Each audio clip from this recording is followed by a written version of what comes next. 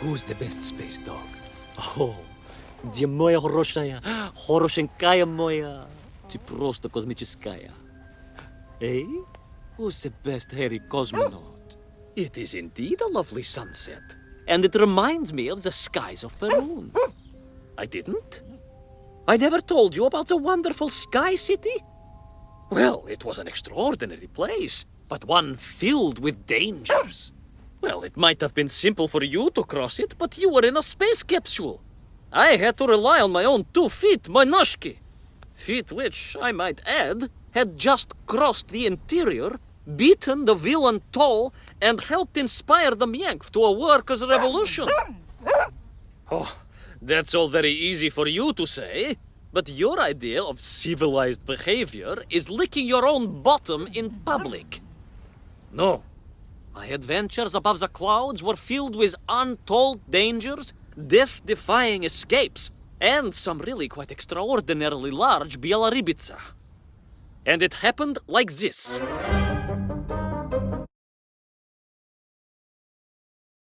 Weeks had passed since I left Plutonia, and one evening, exhausted, I simply fell asleep at the foot of a strange windmill.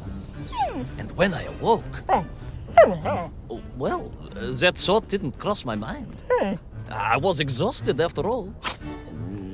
This is beside the point, my nosy canine friend. What matters is this. When I awoke, the windmill and the ground around it had been carried high into the air. What magic was this? Что за магия? As unlikely, perhaps, as a suitcase-sized dog orbiting the center of the Earth for many years. Quite.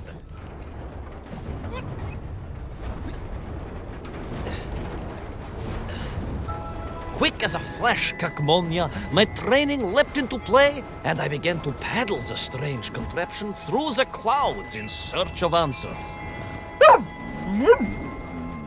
It is entirely possible that a miller who owns a windmill capable of levitating high into the air may also own a flying machine. Oh, now you're just being silly. May I continue my recounting of how I sailed over the sky gardens towards the mystical city of Peru? Oh, I must, my moj ušati drug. I must.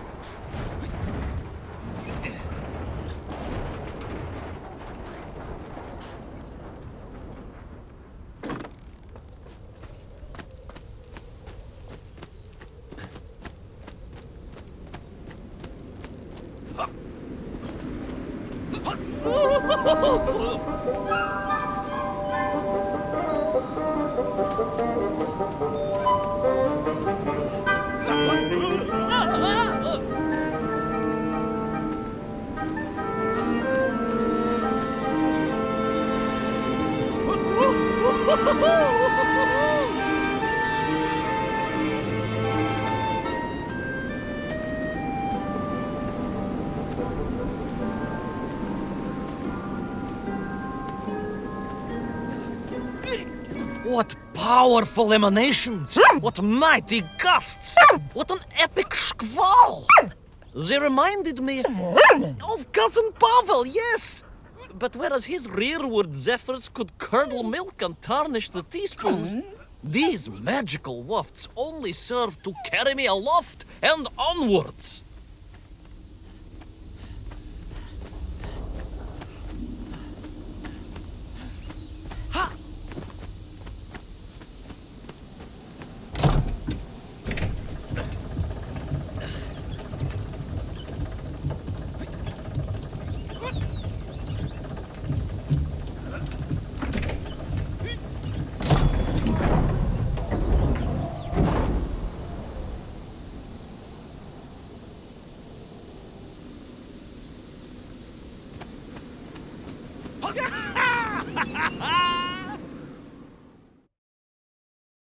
But something was afoot in the gardens of Perun.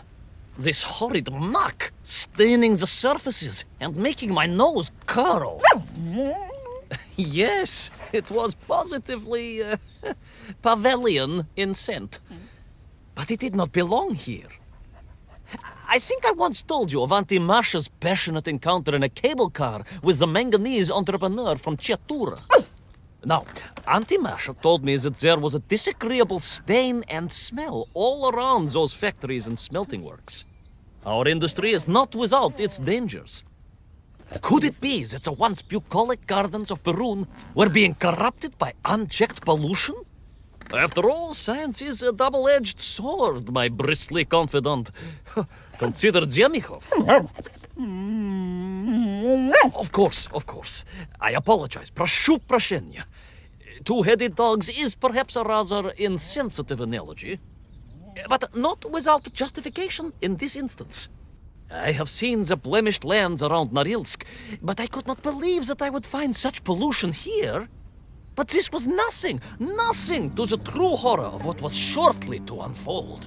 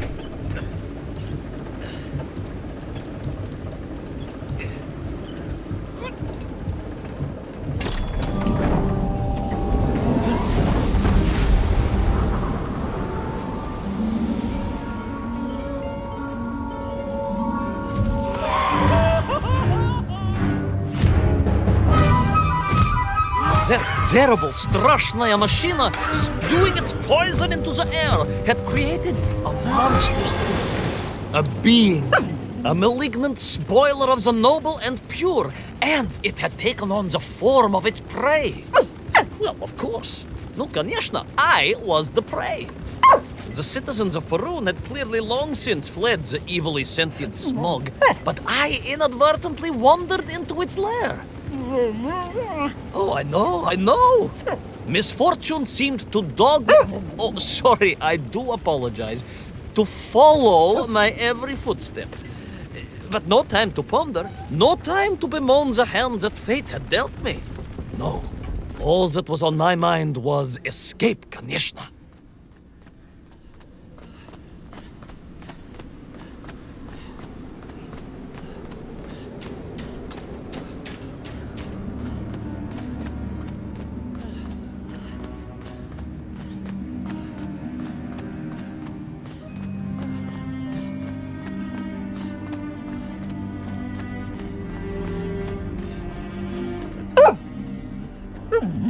Yes, it was most interesting. The windmill seemed to be from an earlier age. Perhaps this was a devastating warning of the destructive power of unfettered industrialization. I most certainly had not forgotten about the windmills. I did not get carried away. You are missing the point. Perhaps because you are only a small dog. Oh, a brilliant, brave, spacefaring dog, of course, but a small Sabashka nonetheless. If you perhaps listened more and interrupted less, I am just getting to the explanation of the windmills.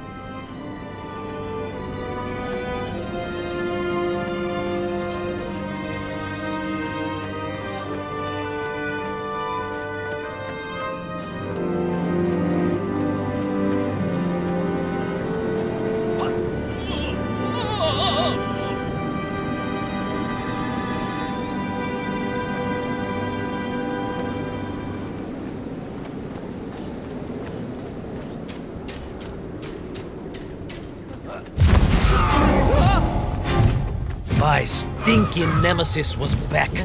But more interesting was the change in the city.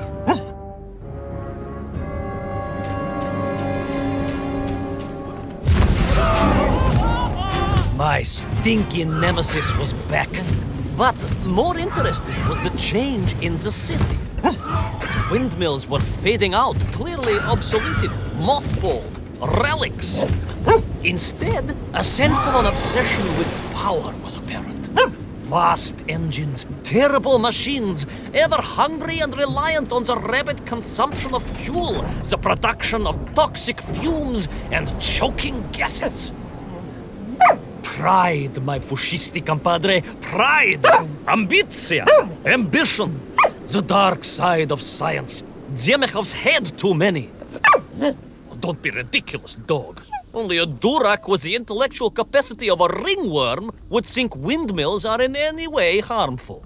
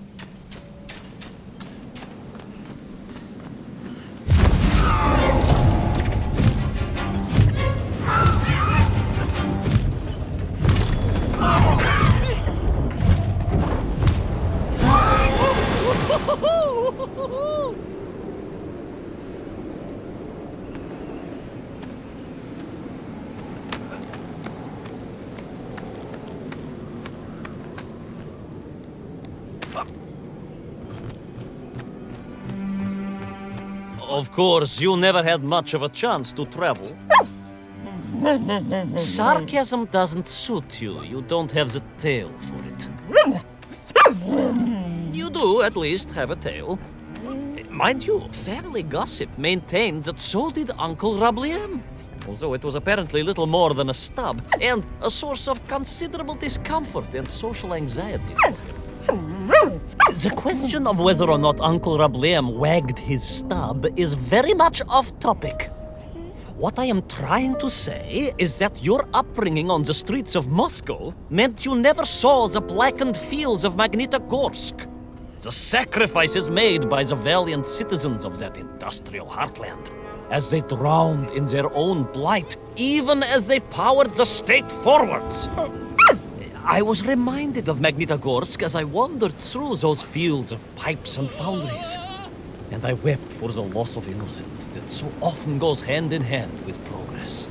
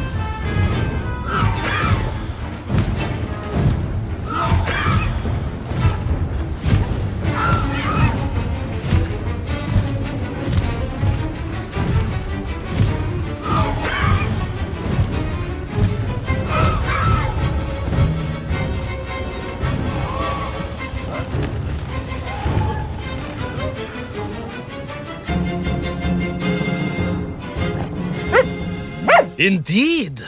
I just evaded the slimy, oily grasp of that man-made Vadzinoi, his petroleum stink clogging my nostrils and making my head thump. and I felt a great stirring within me. Yes, much like, I assume, Cousin Pavel. May he never get loose again. But no, quite different. This was no volcanic upbubbling of gastric malintent. No, it was the roaring fires of justice once more ignited within me. I felt a swell of patriotic fervor and knew the hand of destiny had fallen on me once more. Yes, what a hand it was! I could not see this great wonder sink into an abyss of poison and bile. The Perunians may have been forced to abandon their city, but I had saved the world once before and was ready to answer the call again.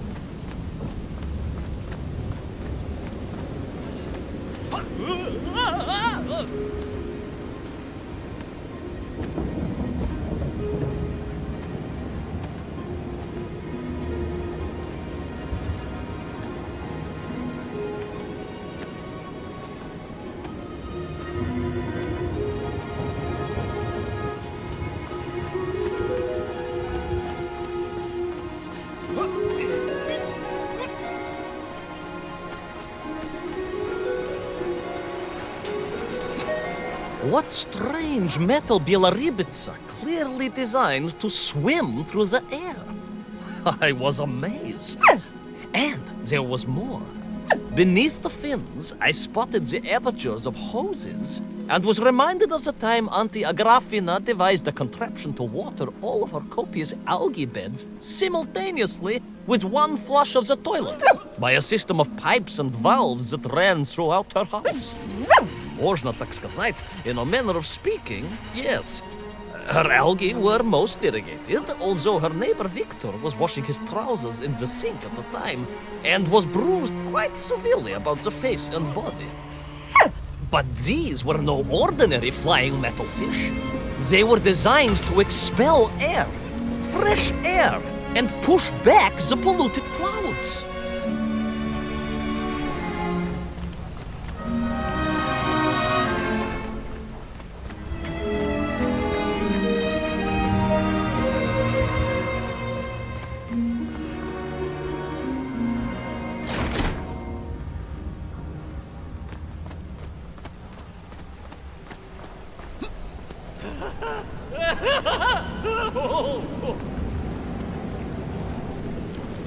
There is, of course, a fine tradition of looking to nature to solve problems of a scientific or military persuasion.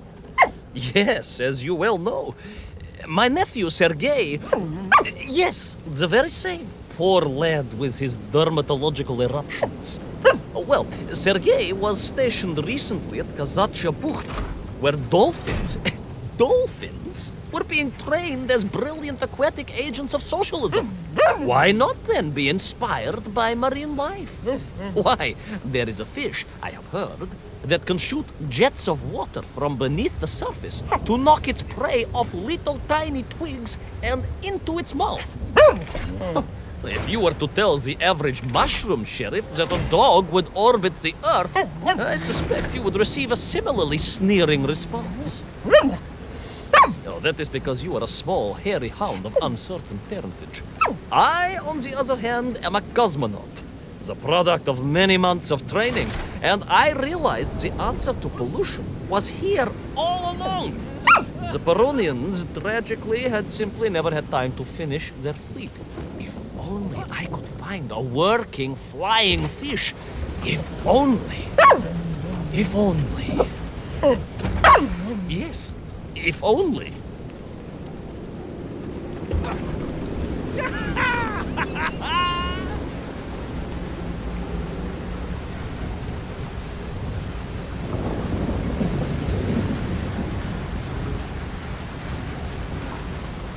It made perfect sense, of course. The poisonous tuhatas that engulfed Perun was like a nasty cold. And you know what to do with a cold to rid yourself of it?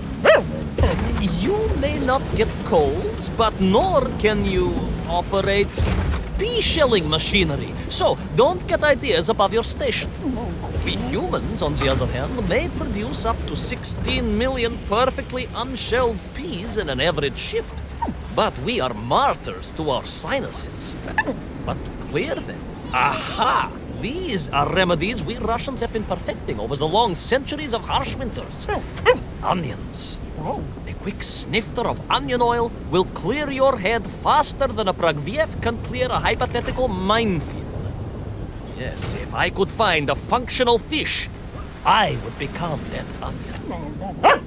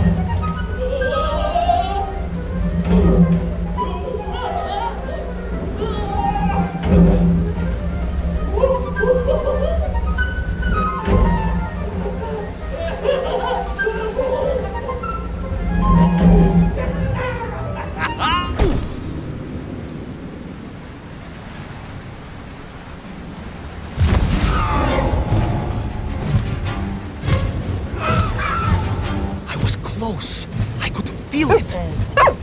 Yes, the working fish, the ribka.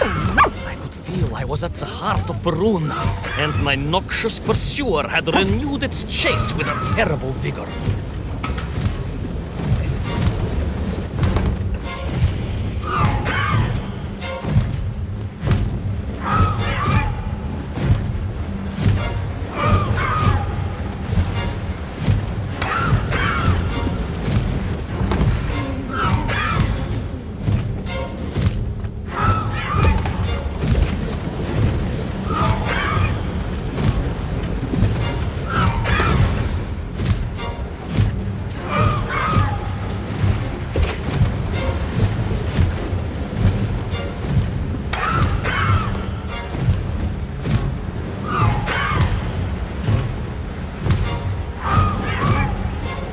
Not far now. I just had to keep going, keep pushing. It's almost as if you knew, Pavel. Uncanny. How about it?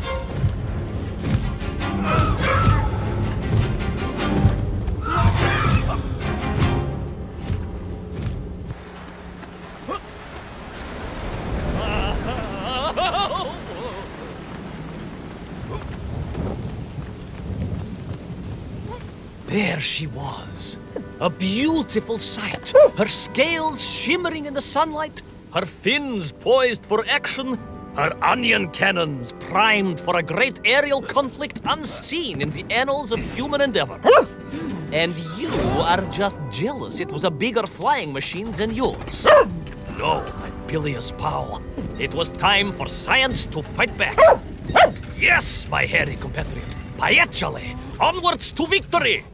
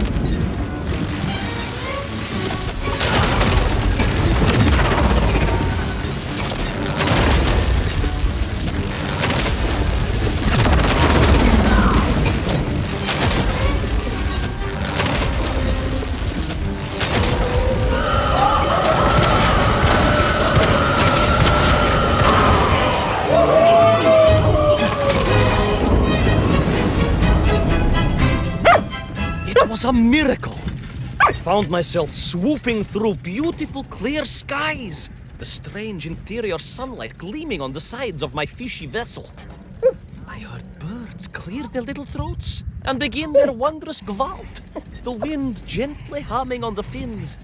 And then, all of a sudden, under it all, well, you see, in my hurry, it didn't even occur to me to check how much fuel was carried in the strange craft.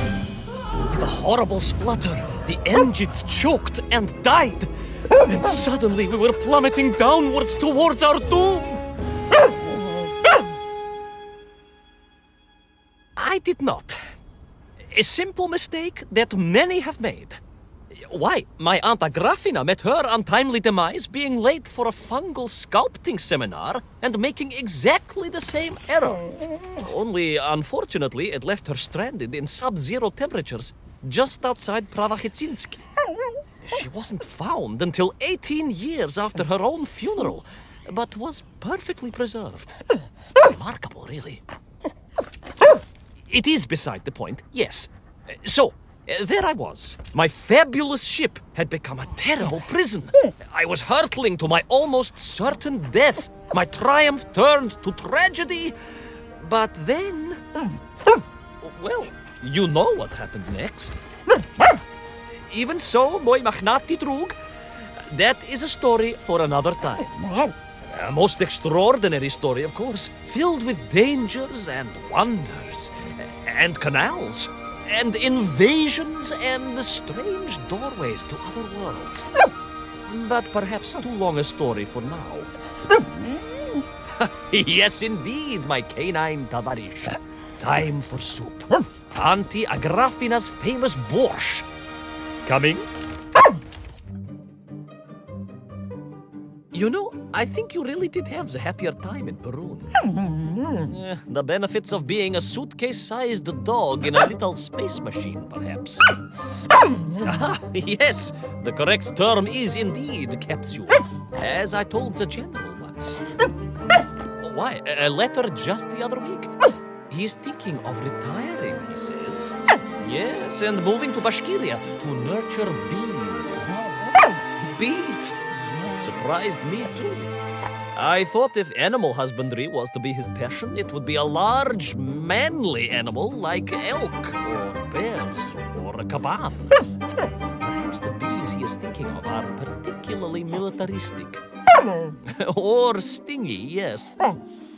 Did you want bread with your soup? In which case, there's half a tin of old beef you could also finish. Somewhat grey, but I'm sure it won't taste awful. Yes, my four-legged associate. Now, did I ever tell you the story of when Uncle Rablien got his stub ensnared in the seat of a wicker chair in the finest fish restaurant in the whole of Taliatsie?